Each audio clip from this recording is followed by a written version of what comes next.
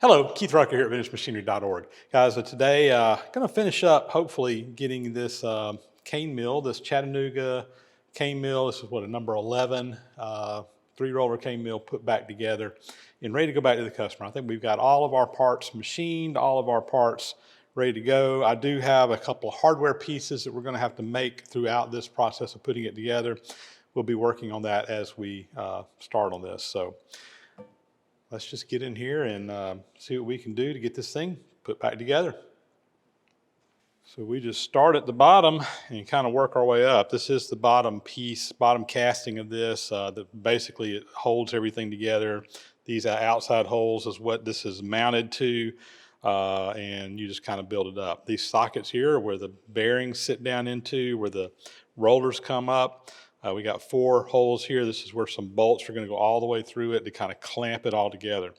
The first piece that goes in here is this little piece right here, little tripod looking piece that sits up off, and basically I'm not exactly sure what its main purpose is, but you can see where that roller kind of rolls around. Actually, you know what, it goes on this side. This is the large roller up here, and there's just a carriage bolt that drops down through there and just clamps in place. This is the side that the cane will feed in, and I'm pretty sure that what this is just kind of a guide to keep that cane from getting down below the rollers. It just kind of keeps it up a little bit high as you're feeding it in. So I think I've got a carriage bolt that'll fit that. Let me grab it. So I got 2 different lengths here. Let's see which one of these fits. The shorter one's going to be just fine, so we'll go with that one.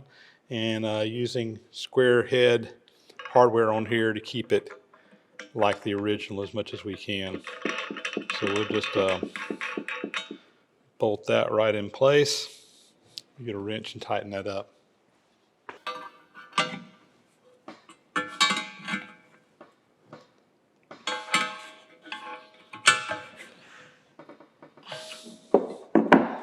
Okay. Now, when I redo these cane mills, I put all new hardware in here. The original hardware on this was just completely rusted out. And there's a couple of long screws like this that tighten up against the bearings in here. This is what adjusts them, and you just turn these, and there's a nut that fits up inside of a recess in here. Now, a regular square head nut is too small for that opening. Let me show you. Next thing we got to do is there's some long bolts that go through here, and basically this is what tightens the bearing up, the babbitt bearing. There's the shaft for the roller that will go down here. There's a half babbitt bearing on the back, and you have these long set screws that come up through here, and that's what tightens them up. And basically these are just threaded into a nut that is captured in this square recess in here. Now, the regular square head nuts that I got, they're close to fitting in here, but they turn a little bit. These are a little bit undersized. I've got one of the original square head nuts that came off of this. This is about the only one that was salvageable, but we're going to make new ones because I need 4 of these. Now, these again fit right up in that recess, and the bolt goes through there, and that's what your adjusting is on. So the originals are close, but the new ones are close, but we're just going to make them. I got some square stock here that's the right size. So what we're going to do is we're going to run over to the lathe, and we're going to make 4 of these nuts. We'll just drill this and basically part them off. So let's head over to the lathe and knock that out real quick. Over here at the lathe, and I've got a 4-jaw chuck in here, but I'll mention this is a scroll chuck. If you notice, all 4 of the jaws are moving at the same time. Most 4-jaw chucks have independent jaws, and you can use that for doing square stock. But I bought this chuck a long time ago when I was doing a bunch of square head bolt work, having to make custom square head bolts. It's really convenient because a 3-jaw chuck won't grip on a piece of square stock. It'll grip on round, it'll grip on hex, but square stock, a 3-jaw chuck doesn't made up to. So this is like a scroll chuck, but it's for turning square stock. You can use it for round stock too. You just got an extra jaw in there, no big deal. But anyway, I just thought I'd mention that. This is a scroll chuck for square material, and really saves the trouble of having to dial them in with on independent jaws here. So we're going to make these out of this. Let me get set up here. We'll start by facing the end of this, getting a nice square surface to work off of. And I'm a little bit low.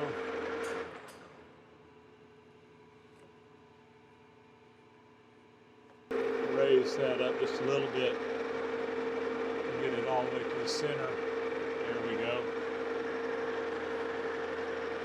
Now I need to drill a hole in here for that 5/8 inch threads we're going to put in, and let's see, 5/8 11. I need a 17/32 hole.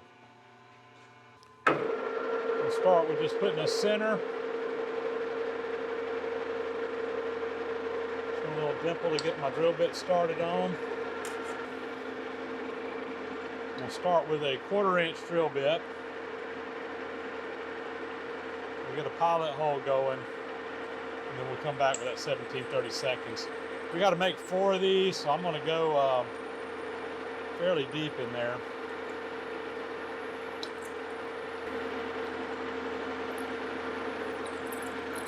It's good for now. All right, slowed the lathe down a little bit for a little bit larger drill bit. This is 17/32. This is the drill size for a 5/8 11 tapped hole.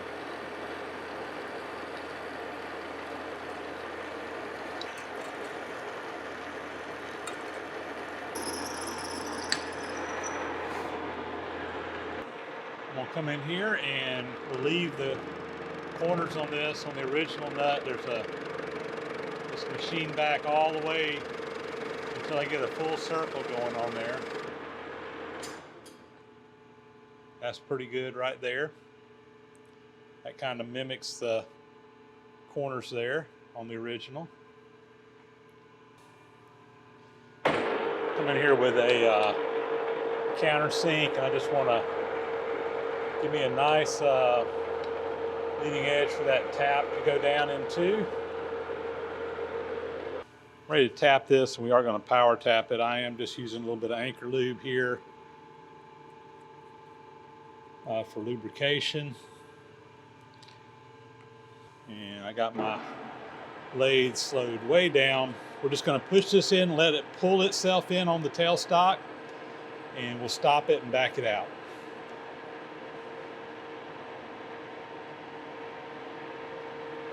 Now, tap is going to turn around in there. Let's see if I can get it any tighter. All right, we're going to try this again. I backed that out just a little bit. No, we're going to have to do it by hand. I'm going to try one more time. I went to a bigger chuck that can grip that a little bit tighter. Let's see if we get away with it this time.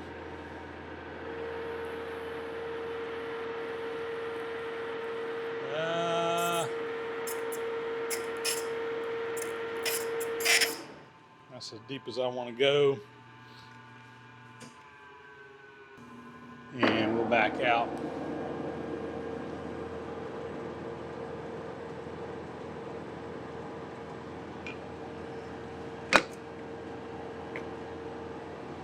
All right, that was kind of sketchy, but it worked. Now to part them off, I'm just going to kind of use my original nut here to get a length. This is not a critical measurement, guys. I'm just going to kind of get it close, and we'll part it off right there. Got a parting tool in here, got my lathe back up to speed, and we'll just start feeding that in and cut it off to length.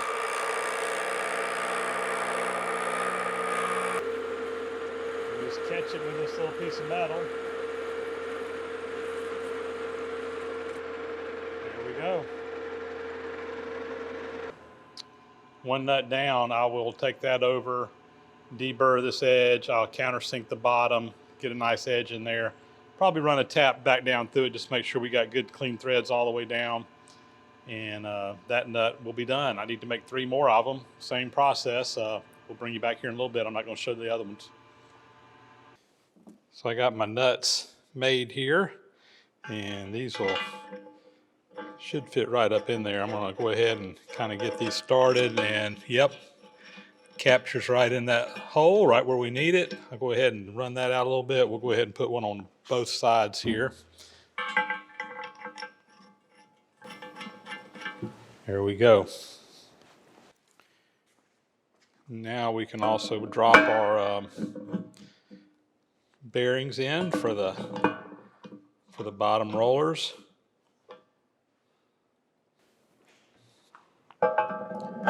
Also got a bearing here for the main roller. That one kind of fits. This one is not adjustable. Basically, all your pressure pushes on these two, and then when you run the cane through, of course, it's going to be pressing against that, but that one is pretty much set. All right, let's see. We need to get our shrouds on. These shrouds basically just kind of sit on top of these bearing pieces down here, and what they do is they keep the juice and stuff from getting down into these bearing cups while you're pressing cane. And now we can go ahead and start putting our rollers in. I think I'm going to start with the big roller in the back.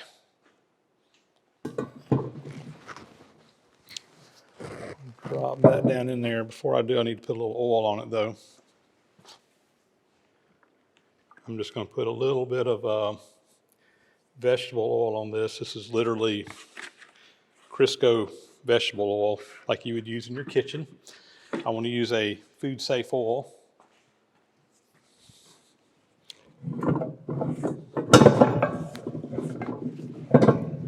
And that roller is in place. I'll put my shrouds back on now. And the next step is to get the small rollers in here. One thing to note is there are 2 small rollers, but one of them is a little bit larger than the other. Now the cane's going to come in from this side, and basically you want to go through the smaller roller first and then the larger roller second. It's going to press it out. It'll make that cane smaller, and then on the back side you have a tighter press. It presses it a second time. So make sure you get the right roller in the right place here. So again, let's put a little bit of vegetable oil on these bearings. Doesn't need a bunch. I'm just going to put a little down here on the bottom side of them.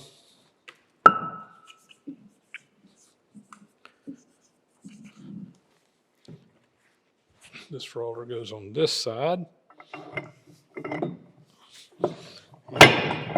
kind of fits right up into this groove right here on the big roller. Do the same thing on this one. Drop it in place, and we've got our rollers in place. And then we can adjust the tension on these bearings down below. And we'll do that later on, but just kind of getting them snug right now. Next, we'll drop our gears in place. There's little cogs in here that will catch these gears so that they turn. Make sure the cogs are down. On this side, these are the same gears. It does not matter which one goes on. It just needs to, here we go, fit down in that little slot like that. Same thing over here. And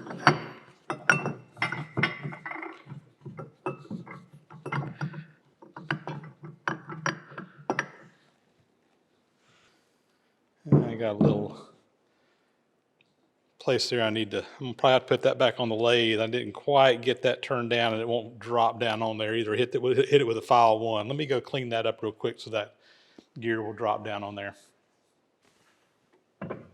Ready now to start putting our panels on here. These kind of go around the outside edge of the mill and kind of close it up. Keep your fingers and stuff out of it, and also protect things in there. and they also serve as a spacer between the top and bottom piece on here. So there's 4 of these little cast iron panels that go around in different places. We'll kind of set all those in place, and then we'll take the top and drop it down on there.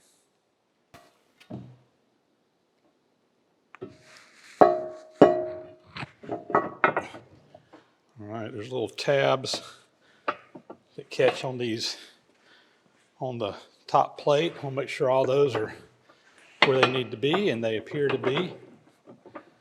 Looks good. And now there's 4 long bolts that go through this. Originally they used square head bolts, but I couldn't find any square head bolts long enough, so I just ordered some 1/2-inch material. We're going to tap both ends of it, and we should be able to just put a nut on both sides and tighten it up. So I need to go cut that rod to the right length and put some threads on there and get ready to put those in place. For the rods that's going to go through there, these need to be 12 inches long. Again, I've just got some 1/2-inch stock here. I'm going to cut this 12 inches.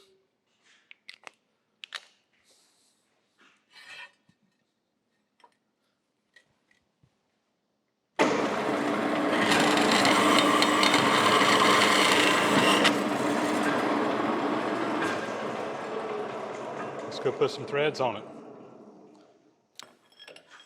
Now I just come over to my vise. I'm just going to put these threads on with a regular die rather than trying to do this on the lathe. It's just not worth the effort. So let's put a little anchor lube on there for some lubrication. We'll drop our die stock on here and we'll just thread those down.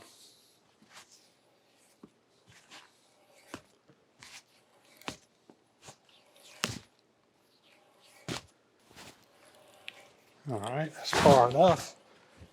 We'll pull that off, flip it over, put some threads on the other end, and we'll have these ready to go on.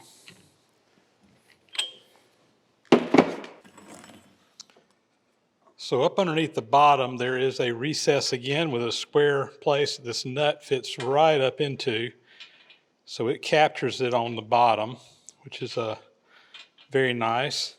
I'm going to drop my rod down through here. We'll screw it into that nut on the bottom side. There it goes. And we'll put a nut here on the top side, and this will just squeeze this together. I'm going to get all of my nuts or all of my bolts in place, and then I'll come in and we'll tighten them all up.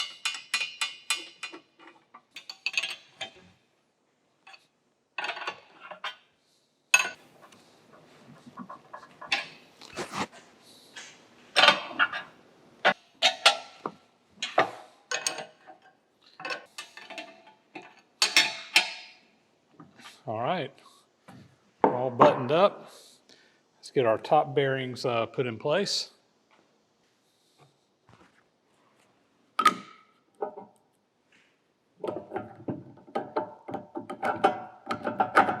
That bearing just drops right down in there. And then I've got 2 bearings on the back side that drop into place. Actually, on these, before I would drop them in, I need to put my adjusting screws in. I got my nuts that we made earlier.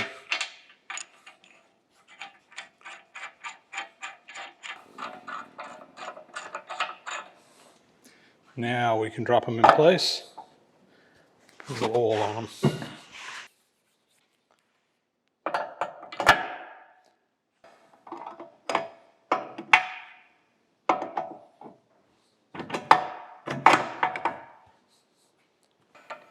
We'll just kind of snug these bearings up a little bit on them.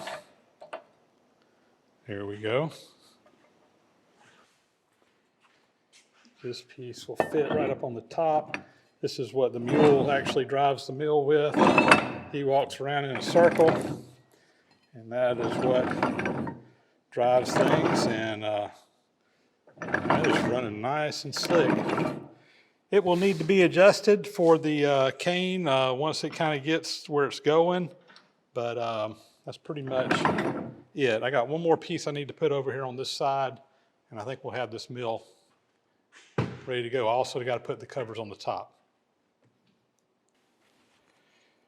When I got the mill, it had some caps on here, covers on the tops up here, but only one of them was here and it was broken. So I had a pattern made and we cast some new caps to go on these. Now, the way these work, there's a little square head nut that fits up again into a little recess up underneath the bottom here. I had to pull the bearing out to get to that.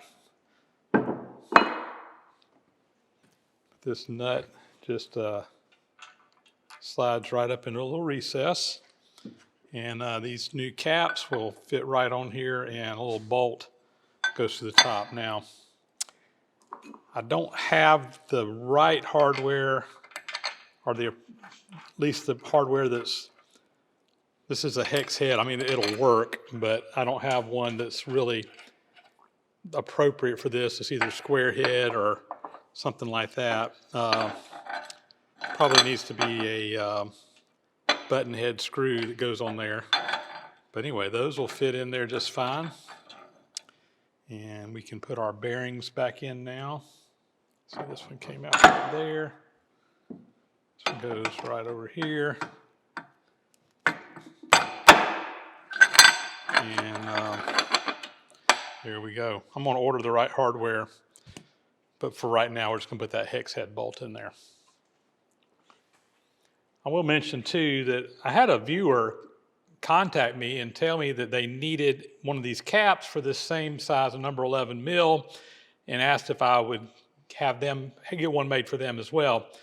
I got your cap, but I can't find that message.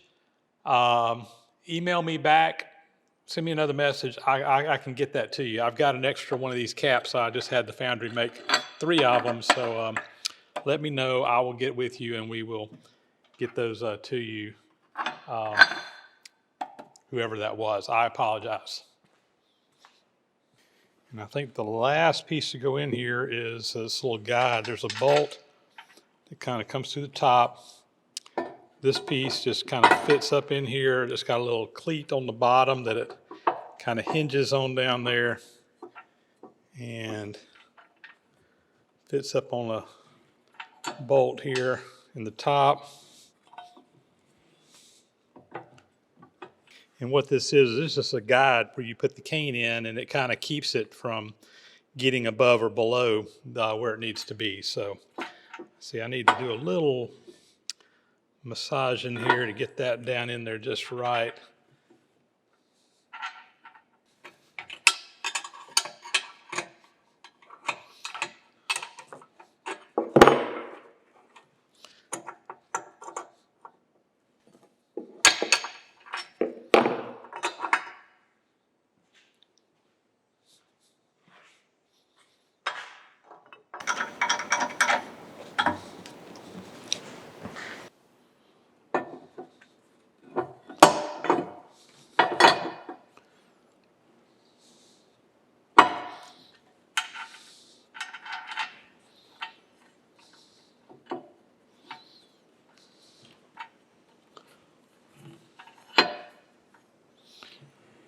All right, I think we got it now.